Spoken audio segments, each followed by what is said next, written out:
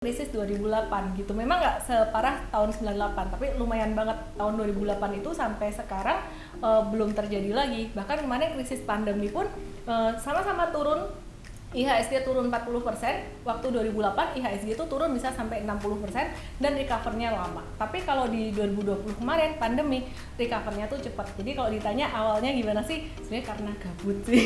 Terus karena diperkenalkan sama suami, diperkenalkan ke situ daripada di rumah ngoceh aja. Mau dapat bimbingan intensif belajar saham dan referensi? Bisa tanya jawab secara intensif? Yuk, daftar Mtrade sekarang di mtrade.id/whatsapp atau klik di bawah sini ya.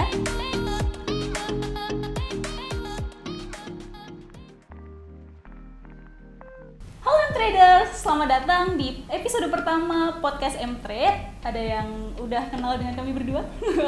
Oke, sebelumnya perkenalan dulu. Saya adalah Gracia, saya coach dari Mtrade yang sehari-hari mengajar user VIP Mtrade untuk belajar saham dan juga untuk belajar kripto. Nah, sekarang ini saya bareng dengan Miss Ellen. Nah, sebelum hari ini kita mau ngomongin tentang journey-nya Miss Ellen, gimana sih tradingnya dari awal sampai sekarang bisa mendirikan Mtrade kayak gitu ya teman-teman. Nah, sebelum kita menggali lebih dalam, kita mau kenalan dulu dengan Miss Ellen. Silakan Miss Ellen, boleh memperkenalkan diri? Halo, saya Ellen. Oke, beliau adalah Miss Ellen, beliau adalah founder dan juga CEO dari Mtrade. Nah, sekarang kita mau ngobrol-ngobrol nih tentang journey-nya Miss Ellen dulu dari 2007 sampai dengan sekarang. Beliau bisa sampai mendirikan Mtrade, ceritanya seperti apa sih kayak gitu ya. Nah, sebelum masuk pertanyaan ke lebih dalam, saya mau intermezzo dulu nih Miss. Karena kan di saham kan itu kan berhubungannya dengan angka-angka nih. Harus nentuin stop loss-nya di mana, money management-nya gimana. Nah, apakah memang dari kecil Miss Ellen itu hobi dengan angka-angka dan berhubungan dengan angka-angka itu seneng gitu? Ya, boleh agak songong dikit ya. Silakan. Itu nilai matematika memang selalu tinggi. Oke. Tapi sebenarnya kalau aku ditanya dulu lebih suka angka atau art, aku lebih suka art sebenarnya. Tapi memang akademis oke. Tapi sebenarnya sih bukan masalah itu ya. Niat aja sih kalau misalkan kita di investasi atau dalam hal apapun, yang penting kita niat pasti kita bisa. Oke, itu tips dari Miss Ellen ya. Nah, oke, kemudian sebenarnya dulu itu Miss Ellen belajar sahamnya dari mana sih? Sebenarnya otodidak atau orang tua Miss Ellen sebenarnya udah mengenal saham dari dulu atau sepupu atau gimana nih Miss? Iya, jadi dulu waktu kecil memang saya sempat dengar saham, tapi sebenarnya yang tertarik tuh kakak saya nggak tertarik sama sekali, nggak tertarik gitu. Kemudian saya mulai masuk ke dunia pasar modal itu agak-agak telat. Setelah menikah, umur disebut nggak nih? Umur 23, jadi pernikahan dini nih. Oke. Umur 23 tuh udah nikah gitu, terus kemudian punya anak, abis itu kenal ke dunia capital market gitu ya. Nah, jadi di sini saya sebenarnya karena gabut waktu itu, mungkin sama seperti teman-teman yang kena pandemi ya, di WFH gitu gabut, terus belajar saham. Waktu itu saya gabut juga gitu, jadi diajarin investasi reksadana kayak nggak ngapa-ngapain. Terus kita mulai belajar saham. Nah, belajar saham itu di tahun 2007. Nah, pas tuh saya lagi hoki tuh, lagi beruntung. Kenapa? Karena tahun 2007 waktu itu sahamnya lagi naik-naiknya. Tapi setelah itu saya lebih beruntung lagi. Kenapa? Karena saya sempat melewati krisis terbesar dalam 10 tahunan inilah gitu. Jadi 10 sampai 20 tahun betul. Yaitu krisis 2008 gitu. Memang nggak separah tahun 98, tapi lumayan banget tahun 2008 itu sampai sekarang belum terjadi lagi. Bahkan kemarin krisis pandemi pun sama-sama turun, IHSG turun 40%, waktu 2008 IHSG itu turun bisa sampai 60% dan recovernya lama. Tapi kalau di 2020 kemarin pandemi, recovernya tuh cepat. Jadi kalau ditanya awalnya gimana sih? Sebenarnya karena gabut sih. Terus karena diperkenalkan sama suami, diperkenalkan ke situ daripada di rumah ngoceh aja. Nah, waktu di 2007 2008 itu kan internet belum semasif sekarang ya Miss ya. Jadi ketika udah kita ada cari internet, ilmu, iya, tapi kita mencari ilmu kan belum ngetren sekarang. Kalau sekarang kan tinggal ketik apa udah ketemu. Nah, dulu sebenarnya Miss itu belajarnya dari mana sih? atau langsung belajar di sekuritas atau gimana? Dulu belajarnya ya googling, terima kasih pada Mbah Google jadinya. Oke. Jadi saya baca-baca dari artikel-artikel dari luar, cerita tentang value investing, kemudian technical analysis juga, terus kemudian dari teman-teman juga, teman-teman trader di Indonesia. Tapi dari teman-teman ini nggak ada yang memberikan satu petunjuk tuh yang runut gitu. Jadi dari si A, si B, si C itu aku kumpulin kayak puzzle-nya tuh aku kumpulin dan kita coba-coba sendiri. Dan dalam masa trial and error ini ya lumayan, kadang-kadang ilmu yang ini benar, cocok, sesuai timingnya, kadang-kadang juga nggak ini. Jadi disinilah saya belajar connecting the dots dan saya ngerasain bahwa kok belajar itu nggak gampang ya, meskipun sebenarnya informasi di luar ada. Ini sekarang tuh di YouTube banyak.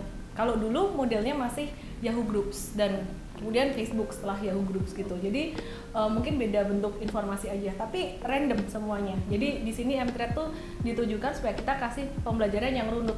Bahkan Senin sampai Jumat jam 4 ada briefing. Ya, briefing itu jadi supaya pembelajarannya tuh teman-teman tahu progresnya gimana gitu. Iya, oke. Itu tadi awal mula Miss belajar soal saham. Nah, sekarang kita mau kulik dari 2007. Miss tadi sempat cerita bahwa sempat untung. Kemudian di 2008 mulai masuk ke masa krisis dan Miss mulai loss besar atau rugi besar. Kemudian di 2009 itu mulai balik lagi, cuan lagi. Nah, sebenarnya ini gimana sih Miss? Turning point-nya Miss itu kayak gimana? Strateginya gimana? Mulanya kayak gimana? Jujur sih waktu itu aku cuman beruntung aja sih kebalik. Jadi tahun 2007 waktu itu untung banyak. Terus 2008 karena waktu itu ngerasa untung terus, saya nggak percaya yang namanya cut loss atau stop loss. Jadi nggak di stop loss itu terus jadi keuntungan yang banyak tuh jadi rugi, bahkan jadi rugi, jadi dari untung jadi rugi, wipe out, terus dari 50%-an portfolio kayaknya ruginya itu dari modal awal. Nah setelah itu baru kemudian di tahun 2008 tuh saya sempat berhenti sekitaran 4 bulan, terus ya belajar dulu sana sini. Seiring dengan berjalannya waktu belajar, market tuh udah mencapai level bottomnya gitu. Terus jadi saya ada buyback, ada switch sih, jualan saham tertentu, terus saya beli 1-2 saham yang lain. Ini mungkin kalau saya sebutkan nama sahamnya, disclaimer juga ya, ini bukan rekomendasi untuk jual ataupun beli. Waktu itu kebetulan saya jual Bumi gitu. Karena saya lihat secara fundamental saya lebih tertarik pada saham yang lain. Dan waktu itu saya switch ke CTRA. Ini bukan rekomendasi ya. Ingat teman-teman, bukan jangan dihajar beli ya. Timingnya beda gitu.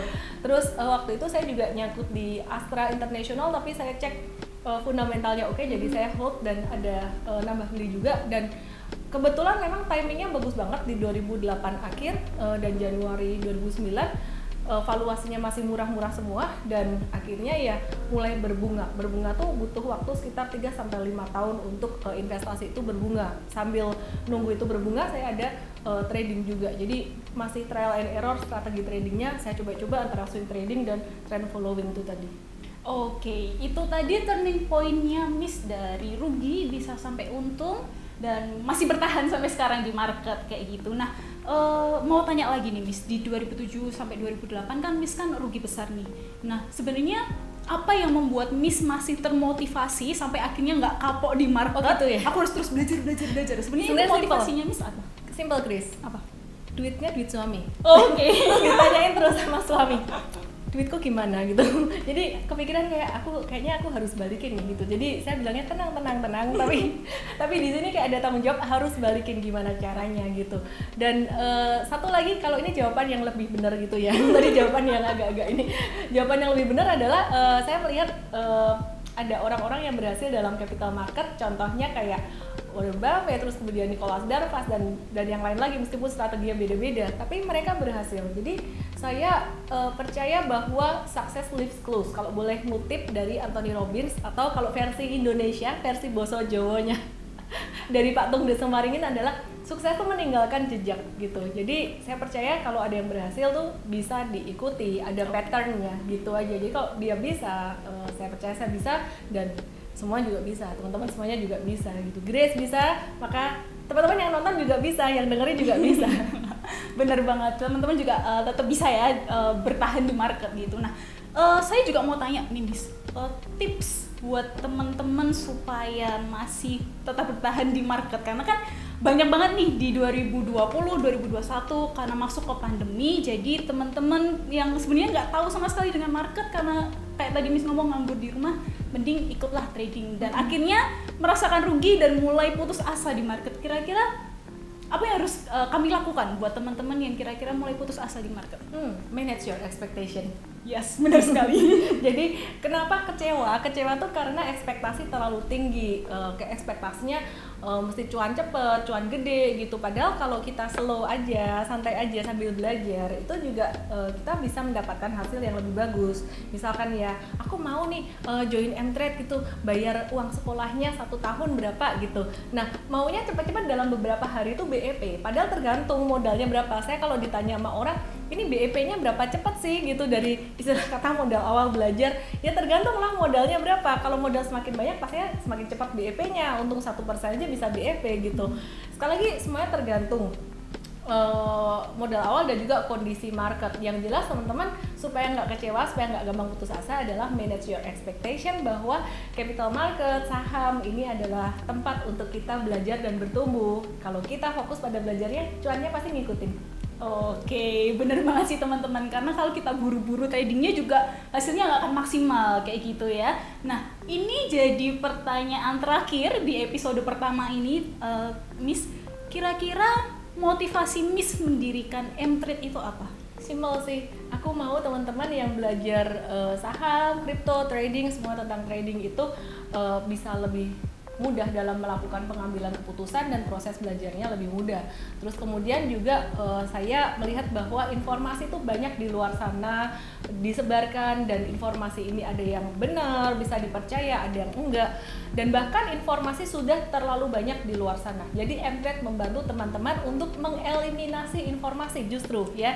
Jadi kita menyajikan informasi yang memang benar-benar teman-teman butuhkan, dan kita juga kasih conclusion-nya apa yang harus dilakukan. Jadi belajar tuh lebih enak lah kalau tiap hari ditemenin sama Coach Gracia yang cakep ini kan ya.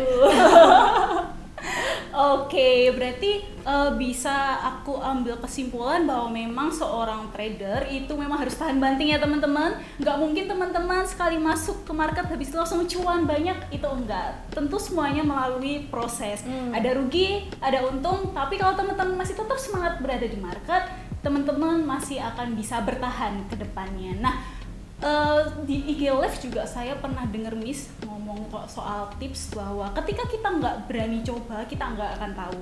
Nah, ketika kita nggak tahu, kita nggak akan bisa belajar.